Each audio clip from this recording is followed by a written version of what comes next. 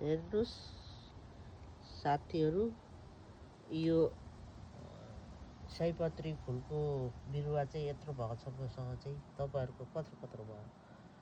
यो चाहिँ पहिलेदेखिको सुनिरहेको कुरालाई फलो गर्दै मैले चाहिँ छरेको। असार 8 गते भूमिराजको दिन चाहिँ छर्नु भन्ने पहिले सुनेको थिएँ। त्यो भएर त्यही मैले मेथड अपनाउँछु। अनि फेरि यो चाहिँ अलिक पछि सम्झिनीले ल्याइदिनु भएको बिउ थियो नेपालबाट। अनि यो चाहिँ अलिक पछि छरेको छु। अनि हेर्नुहोस् अस्ति मैले तपाईँहरूलाई यो मलको साह्रो गुणगान गाएको थिएँ नि है।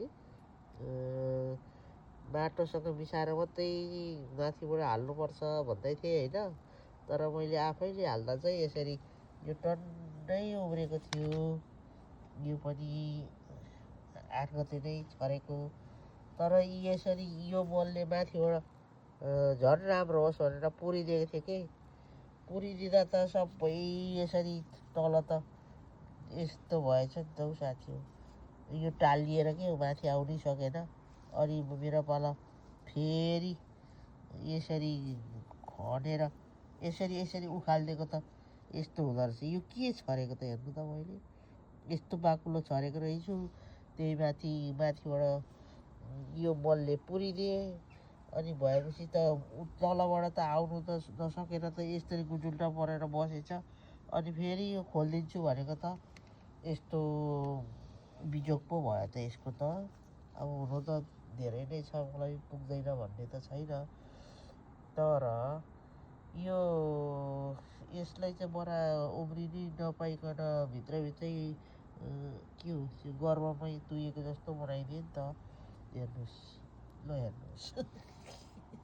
यसको चाहिँ मैले खोदालेको छुइनँ। जति उब्रिन्छ भनेर यति नै राखिदिएको छु है साथी हो। यस्तो छ। यसपालि अलिकति मैले नेपालमा फुल विशेषज्ञले चाहिँ भन्नुभएको थियो यसपालि तिहार पछि छ। अनि अलिक पछि मात्रै 10-11 हो कि खोइ कति गते मात्रै छर्नुपर्छ भन्नुभएको थियो होइन। तर मैले चाहिँ छिटै छरिदिएँ।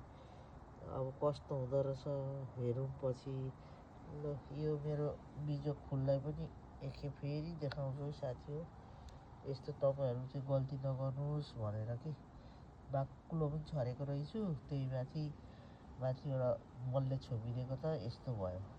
अब यो अलिअलि आएको नै छोडिदिएको भए त हुन्थेछ त फेरि आओस् भनेर कि। पहिले पनि म त्यस्तै हतार गर्थेँ कि साथी हो। त्यो कुखुराले अन्डा बच्चा निकाल्नु थाल्छ नि। अनि अलिअलि ठुकेको छ भने म आफै हातले त्यसलाई निकालेर अनि चल्ला छिटो निस्कोस् जस्तो लाग्थ्यो मलाई होइन। त्यस्तै अहिले बुढी भएर पनि यस्तो बानी छोडेकै रहेन रहेछु। यसलाई यो निस्कोस् भनेर खोदाल्दाखेरि गर्भमै उता तुयो है साथी हो।